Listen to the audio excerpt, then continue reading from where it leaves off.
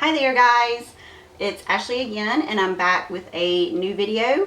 You're probably sick of me oversharing, but I'm going to keep on sharing because this is what I like to do. So I am still playing with my traveler's notebook and I did a couple of spreads in it yesterday. I also wanted to create one of the little pocket folders for some printables that I have. So this is probably going to be like one of the most easiest tutorials you've ever seen. So here it is. It's just craft paper, and you can see it has the little pockets here where you can store whatever you want to put in there. So I just wanted to give you a quick tutorial on how I did that, and it's super easy like I said. So what I did was I got some craft cardstock. You can use any 12 by 12 paper you have. If you have any scrapbooking papers, if you want to have something that's decorative and has pattern on it. I kind of like the craft look, so I decided just to use the craft paper. So what I'm going to do is take my paper trimmer and I'm going to trim this full sheet of 12 by 12 to 9.5. And that's the only piece that I'm going to cut off. I want the rest of it the full size paper. And I'm going to do some scoring for the folding. So there's a lot of different sizes I have discovered for the notebooks and the traveler's notebook covers. So you could probably do this based on what size you have. You would just need to figure out the measurements for your notebook or your cover. I'm doing mine to fit this notebook that I have. So since I did 9.5 here, I want to fold this in half. So I'm going to score it at 4 3/4. And this just makes it easier to fold. So I'm going to go all the way down here and fold it in half. So you can see that that fits my notebook relatively closely. And I'm just going to fold it both ways here. And now to create the pocket part, I need to do another score and fold. So this time I'm doing the 12 inches side for the height, and I think on the first one that I did, I want to say that I scored that at 3.5. Let's see, did I do 3.5? You can do it wherever you want to, just depending on your pocket. So yeah, I'm going to go with 3.5, and then you can do that fold again. And so now you can see you're kind of getting the basic shape of your little pocket there. And I don't even use any adhesive for this. I actually use my sewing machine to stitch the pockets closed. So what you want to do is, first I have this for the one that I did earlier. It's just a little triangle shape, and it looks like I did a little higher on that one. So I'm not sure how I got my measurements off, but you can just use a pencil and a ruler if you want to. This is just going to be kind of the little side on your pocket that has the little fold on it. So I'm just going to kind of go back and recreate that little line here. And just trace down. If I can keep it still. And you want to make sure that you meet up at this little corner down here at the bottom of your folder.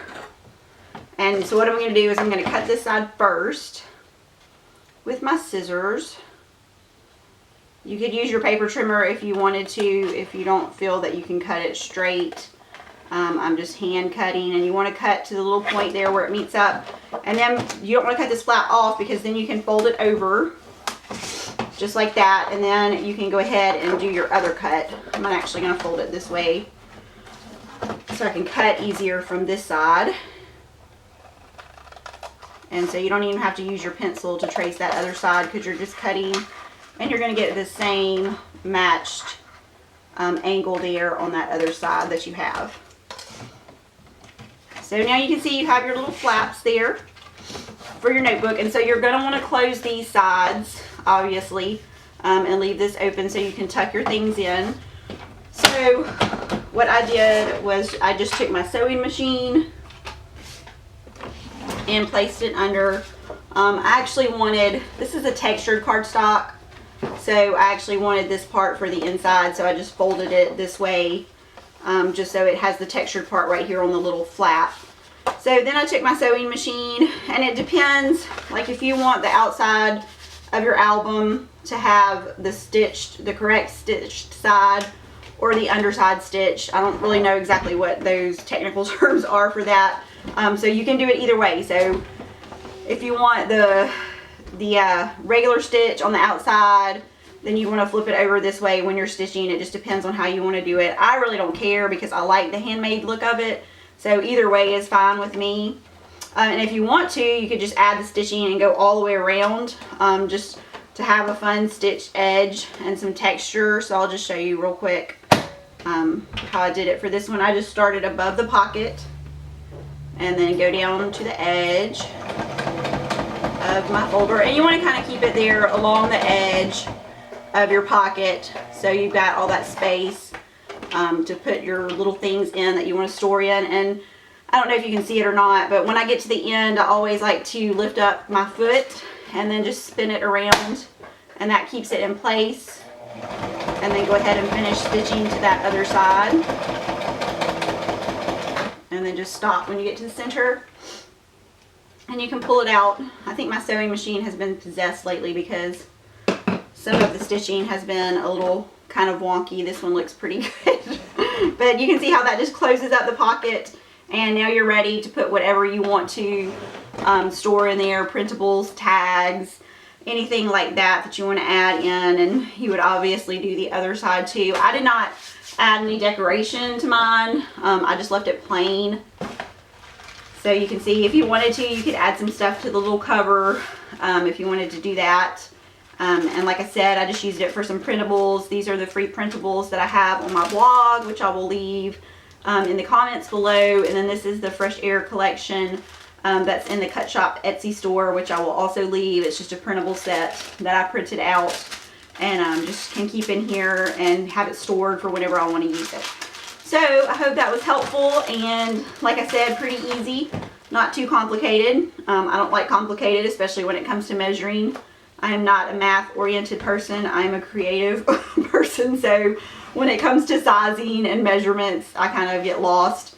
So I thought this was a fun way just to create a little folder for your traveler's notebook. So leave me any comments or questions below, and if you're not a subscriber, I would love for you to subscribe to my channel. And thanks for joining me, and I'll see you next time.